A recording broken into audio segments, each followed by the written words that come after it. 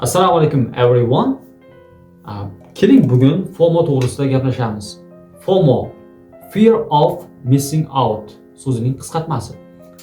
Yo'qotib qo'yish qo'rquvi deb tarjima qilsak bo'ladi.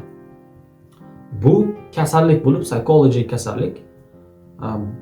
Ijtimoiy tarmoqlar kuzatishdan kelib chiqadi. Ijtimoiy tarmoqlarda odamlar o'zlarining doim yaxshi holatlarini ko'rsatishadi. Without stress and depression, only juda yaxshi narsalar.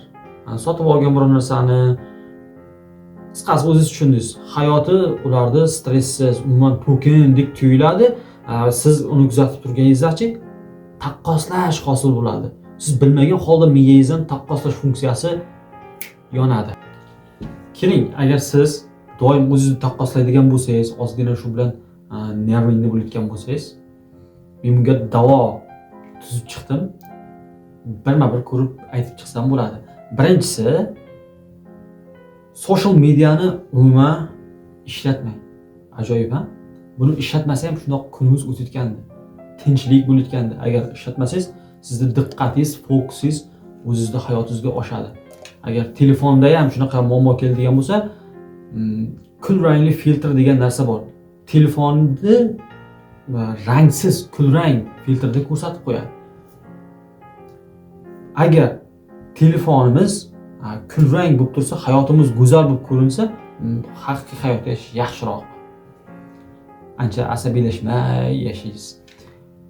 FOMO uchun keyingi davo.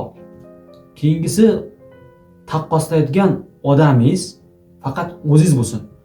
Agar bir yil oldingi o'zingiz bilan hozirgi o'zingizni taqqoslayotganingizda o'zgargan bo'lsangiz, bir natija ko'rsatgan bo'lsangiz, pul topgan bo'lsangiz yoki biron bir narsa o'rgangan bo'lsangiz, o'zingizga shokolad sotib olib bersangiz ham bo'ladi, tabriklasangiz bo'ladi. Agar hech narsa qilmagan bo'lsangiz, to'g'risi o'zgarmagan bo'lsangiz, bemalol yig'lab o'tirishni, asabiylashishni davom ettirishingiz mumkin.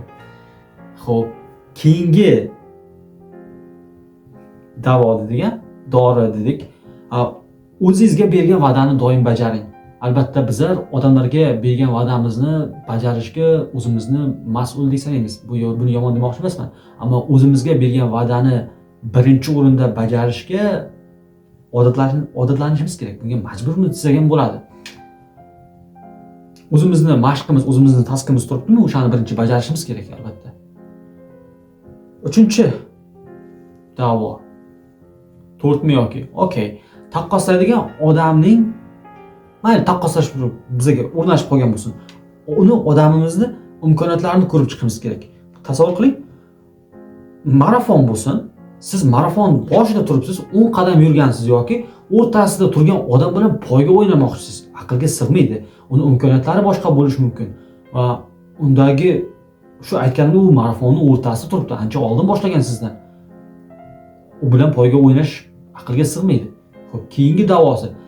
Agar biza taqqoslaydigan odam o'zidan qiziqishini bizdan ko'ra ertaroq topgan bo'lsa, ayni aytmoqchimanki, o'z qiziqishini kechroq topgan odam bilan o'z qiziqishini ertaroq topgan odam bir-biri bilan bir-birini taqqoslamasin. Bu xato. Aslida inson taqqoslash rostdan kasallik, men aytaman, kasallik. Buni inobatga olasiz degan umiddaman. E'tiboringiz uchun rahmat.